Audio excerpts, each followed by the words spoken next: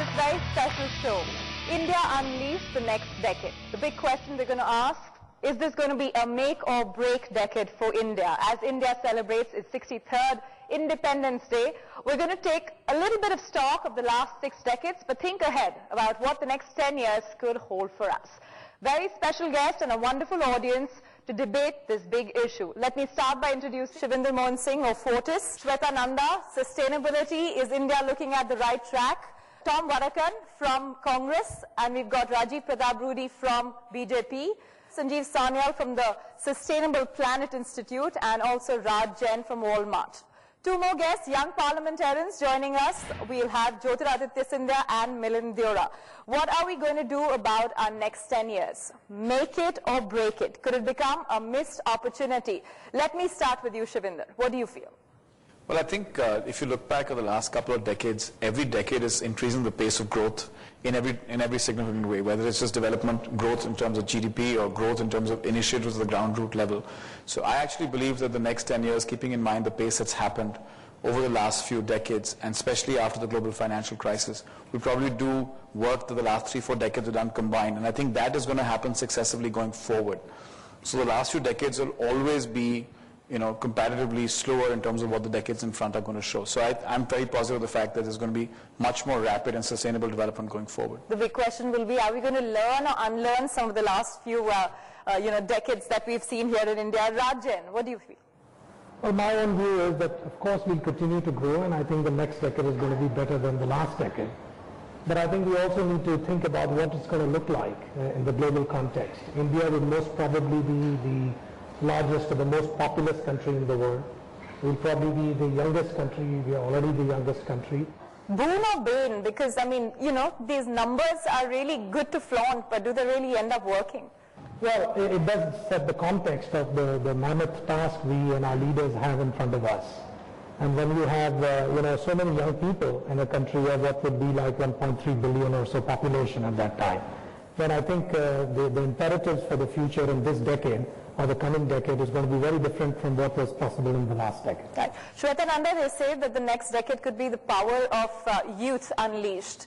Do you really feel that we're able to channelize our youth towards that direction? Is there a signal out there that this youth, this population can actually do a lot? The youth that I see around me is very aware, very passionate, and they're looking for a cause to attach themselves to. I think if we're able to give them a stable platform, definitely they will be able to prove themselves and push us forward. I think the imperative there is the platform, and are we being able to create that environment? Jyotiraditya Scindia, some of the things that we're talking about, channelizing the energies, the passions of the young population, how are we going to do it? What has been your experience in your interactions as a young politician? Well, I think India's youth has always been India's inherent advantage. And I would say that not only for India but across the globe, if you look at any nation that has arrived on a global stage, it has mainly been powered by youth and innovative new ideas. So I think that now that we are undergoing a demographic dividend, the very fact that close to 70% of the population is below the age of 35, 50% of the population below the age of 25, I think it's very important to be able to channelize this demographic dividend to be able to yield the results that we want and we require in terms of aspirations. Entrepreneurism, our talent is something that is pretty much inbred and in our DNA, and I think India is pretty much on the rise. So I have great hopes and great aspirations from the youth of the country, and also the very fact that we tend to sometimes risk it all because we don't have much to lose. Sanjeev Sanyal, at the moment, if you were to look at where India stands, we've had a little bit of a complicated decade the last 10 years, Y2K, we were dealing with crisis, finding our way into the next century. But today, we seem to have this huge big question mark. We are such a big population, what do we do? I think you've got to realize one thing. The last 2 decades have shown us that there is this massive opportunity out there that we can go out there and grab. But it's just that. It is an opportunity. We have got to make it happen. And for that, we have to continue with reforms. But they are very different from the kind of reforms we've had so far. The last 2 decades, reform meant liberalizing, i.e. freeing India from the clutches of an overextended state. The next round of reforms are a very different kind of reform. It's about making the state do the things that it legitimately should be doing, which is governing the country. So it's about legal reform, it's about administrative reform. Essentially, we have already got at least to a large extent, got the state to get away from things it shouldn't be doing. Now we've got to make it do the things it should be doing. Milind, what would your reaction be to that? Of course, the government can play a role, and I think when young people go out and cast their vote for election after election, that on its own is allowing them to manifest their aspirations to the polity of this country. But having said that, I don't think we should look at it and compare ourselves to other countries and say that we should be in a hurry. I think we have to respect India's growth rate. When I say growth rate, I don't only mean the GDP growth rate, which is growing at 9 to 10% per year, but even the growth of the people, the growth as a nation, people's aspirations. And I don't personally believe that we have to set certain benchmarks on what other countries are doing, what our neighbors are doing. We have to respect our own pace of growing and our own way of growing. And I think that's happening very rapidly today across the country, whether you're someone living in a village, whether someone living in the city, whether you're the urban poor also. People understand that there's something happening, there's some kind of an economic revolution taking place in India. People want to be part of that revolution. It's for the government in the end to create those systems and those opportunities for people to participate. Okay, governing is one aspect. The other is probably not so much of a written law, but it's probably guidance. I mean, how do we guide this country towards the next decade? Let me start with you. And Mr. Rudy, for a moment, don't start as an opposition leader.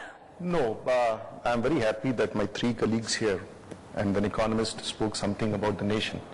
I don't want to disappoint any one of them, but when we come to such talks, we basically are talking of this 1,000 million and plus 100 million.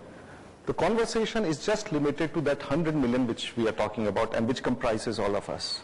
And where we stand today is no business for this country to have been standing where we are standing today. How will this change in the next? No, I can tell you. I'm not saying 65% people live a life of less than 20 rupees a day, less than 15 rupees a day. That is the time when we think that we have just gone beyond reality. And that is an address where everything, when the government talks about figures which talks about 27 crore people out of 100 crore living below the poverty line, that life is a person lives on 10 to 15 rupees a day. When you extend it, he may think, because he is in a business market, they are in the global market, they may think it's a big market. But the reality is that there are people in that poverty of 27 crores, which has been again defined to 37 crores. Let me come back. I'll come back to that. Yes, we are growing. He talked about a 9% growth. A 9% growth for a common man means nothing. 9% growth means to us that things are happening, roads are coming, so new cars are coming, is, new televisions are coming. Are we quite different when it comes to the India growth story? Is very different from the India story. Milind, the quick word, India story versus India growth story. Out of sync? If we look at just one section, we'll be missing the larger opportunity. I think we have to, as a government, as citizens, and even as private sector, I think even private sector has that responsibility to really look at both and to really merge the two, because that is where we'll find the maximum bang for the buck. Let me get Mr. Vadakkan's view on this. We're talking about two different things. Are we? I think there is this different levels at which we are talking. There was a talk about growth. There was a perception about a candid reality, perhaps. I don't want to deny that. We are both part of that setup. But you agree that the last 63 years among politicians, even you all have been sort of part of the story that has done less to succeed, more to fail. Let me be very candid. When we talked about reform, he mentioned that reforms about governance. I think there's a different kind of a reform that needs to be effected. That is the reform of your mindset. You need to reform your mind. You need to change your thinking. You need to change your approach. Because essentially, you're always asking yourself what the state has done for you. Right. You as an Indian, have a responsibility. We're all part of it. I'm not saying the government stands isolated. Right? If there's leadership, they do expect to be inspired. How are you going to change the mindset of a person who's barely getting a meal? You must also understand your past teaches you how to move into the future. Right. You need to look at it in a different way. we as Indians first must realize that we have a commitment to this country. We have to contribute to this country. It's not enough in saying that this particular politician or this particular party is not doing enough. We are not doing enough, because we essentially, do we come out and vote? Do we give out them? We have a picnic on that particular day, or we are off. But when there's something fails, we say the state has failed, the government has failed, the home minister has failed, the prime minister has failed. That's a very valid point. I think that's something that we're going to raise. We're going to take a short break. We'll be back in a few moments. We've got a couple of more interesting subjects to go and get everybody more heated up. Stay with us.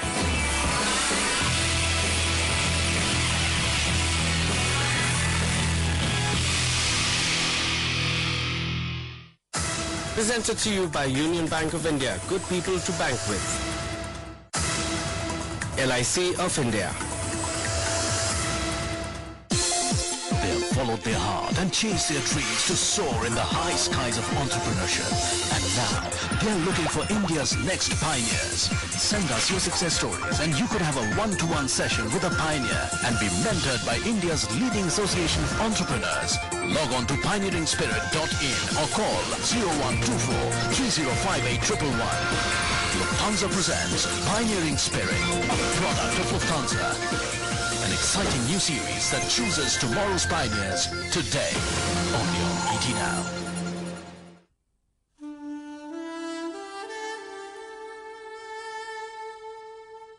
Bharat Matrimony, bringing Indians together. MVL पहला Indian handset brand है जो आपके लिए लाया है G81, जिसमें push mail technology है बिल्कुल फ्री। MVL बजी घंटी पुश मेल की।